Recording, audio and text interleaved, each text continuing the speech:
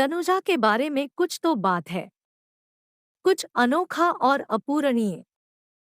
एक जिंदादिली जिसकी बराबरी की उम्मीद उनकी बेटी काजोल नहीं कर सकती थी। तनुजा व्यावहारिक रूप से स्क्रीन पर कुछ भी कर सकती थी।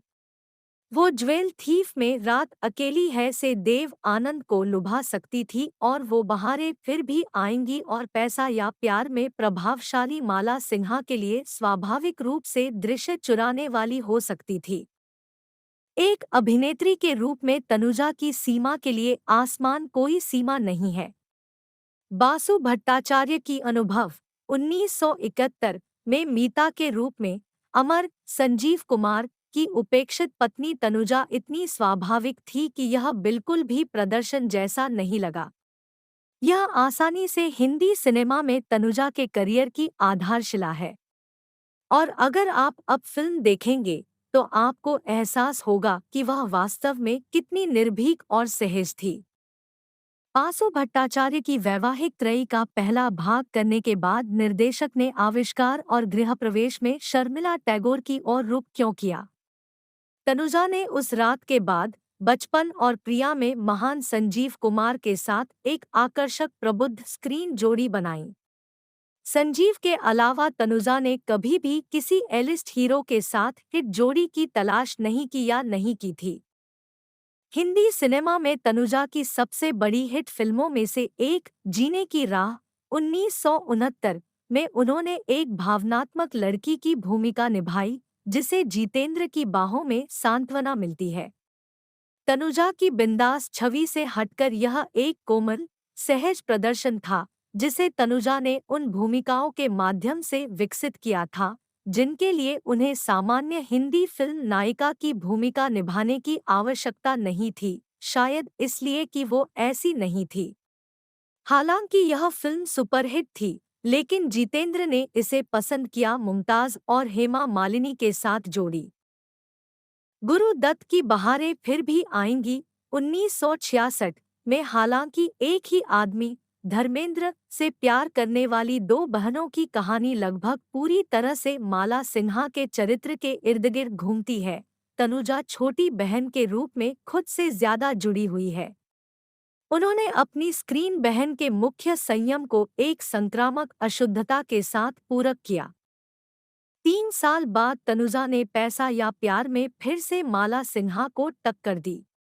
तेजी से दृश्य चुराने वाली की प्रतिष्ठा हासिल करने वाली कई शीर्ष नायिकाएं तनुजा को सहायक भूमिका में रखने से झिझक रही थी। तनुजा के साथ कई फिल्में चांद और सूरज, दो चोर, इज्जत करने वाले धर्मेंद्र तनुजा को अपने पसंदीदा सहकलाकारों में से एक मानते हैं। तनुजा की कई सबसे बड़ी हिट और सबसे सफल प्रस्तुतियां बंगाली सिनेमा में हैं। तपन सिन्हा की अदालत ओ एकती में 1982 में, जो बलात्कार और उसके परिणामों पर अपने समय से आगे का अध्ययन है, तनुजा ने एक बंगाली कामकाजी लड़की की भूमिका निभाई गई थी जिसके साथ समुद्र के किनारे छुट्टियों के दौरान सामूहिक बलात्कार किया जाता है। वो उनसे दबती नहीं और अदालत में शक्तिशाली गुंडों से लोहा लेती है, जैसा कि केवल तनुजा ही कर सकती है। तपन्दा ने एक बार कहा था कि वह तनुजा के बिना यह कठिन नाटक नहीं बना सकते थे। आश्चर्य है कि उन्होंने उनको फिर कभी कास्ट क्यों नहीं किया। तनुजा के करियर प्रभाषित प्रदर्शनों में से एक पितृऋण 2013 में है। इस मराठी रत्न में तनुजा को एक ग्रामीण विधवा भागीरथी के रूप में प्रस्तुत किया गया है, जो पितृसत्तात्मक समाज के कई पतनशील नियमों को चुनौती देती है और एक ऐसी नायिका के रूप में उभरती है जिसे सामाजिक मानदंडों द्वारा परिभाषित नहीं किया जा सकता है। अभिनेता से निर्देशक बने नीतीश भारद्वाज ने मुझसे कहा कि वह तनुजा के बिना यह फिल्म नहीं बनाते। हाल के दिनों में अभिनेता से निर्देशक बने परमब्रत चट्टोपाध्याय भाग्यशाली थे कि उन्हें बंगाली सोनार पहर में तनुजा का बेहतरीन प्रदर्शन मिला।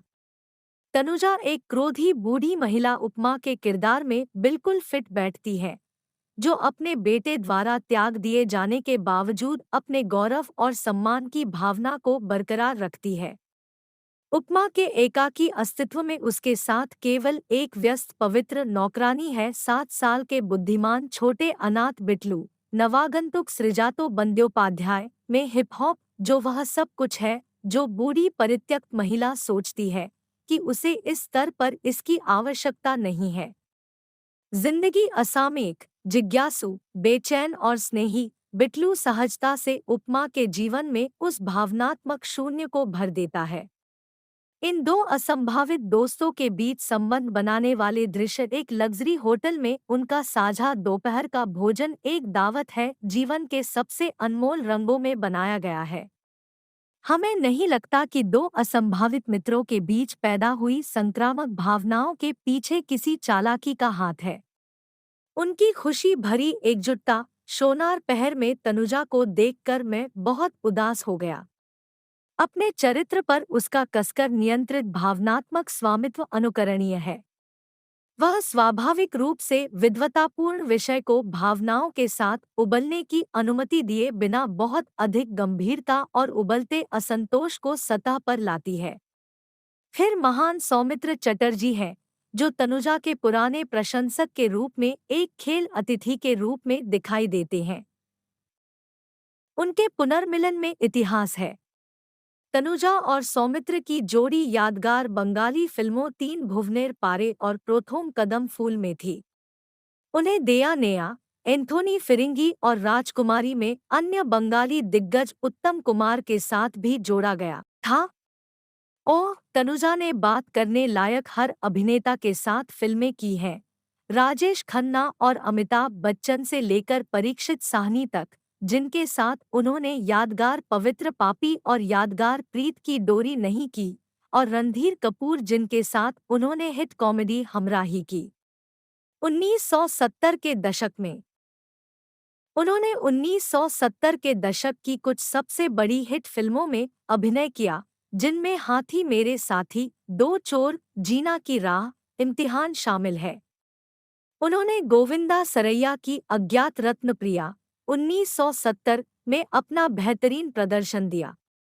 सरैया ने 2 साल पहले तनुजा की बड़ी बहन महान नूतन के साथ ऐतिहासिक सरस्वतीचंद्र में काम किया था, जो 1960 के दशक की सबसे बड़ी हिट फिल्मों में से एक थी। मुझे पूरा यकीन है कि तनुजा सरस्वतीचंद्र कर सकती थी, लेकिन क्या नूतन प्रिया कर सकती थी? साभार सुभाष के झा पटना स्थित फिल्म समीक्षक हैं, जो लंबे समय से बॉलीवुड के बारे में लिख रहे हैं और इंडस्ट्री को अंदर से जानते हैं। आपको हमारा वीडियो कैसा लगा कमेंट करके अपना प्रतिभाव दे और हमारा हौसला बढ़ाने के लिए लाइक शेयर और सब्सक्राइब